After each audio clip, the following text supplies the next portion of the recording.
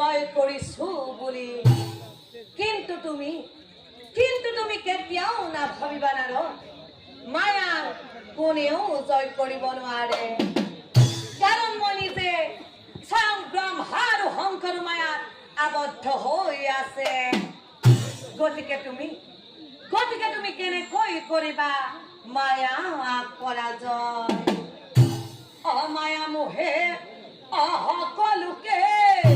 অমৰীয়া অদ্ভুত মায়া জয়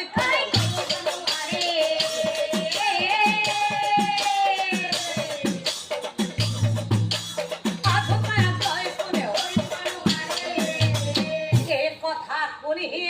অনাৰদ মুনি অবিস্ময় মা শ্ৰী কৃষ্ণক চাই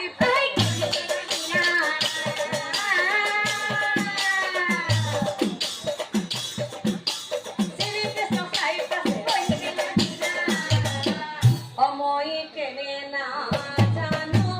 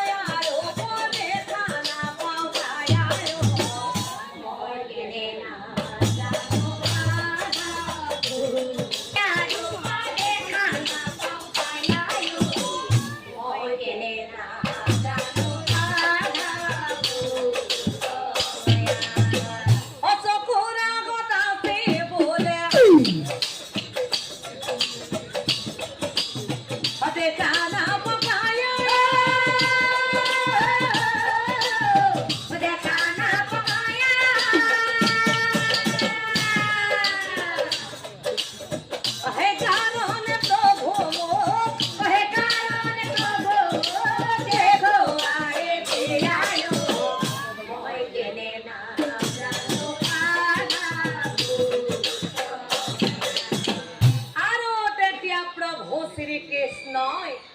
নাৰদ মুনিক চাই কৈছিল কি কৈছিল শুনা নাৰদ সঁচাকৈ যদি তুমি মায়াৰ ৰূপ চাব বিচাৰিছা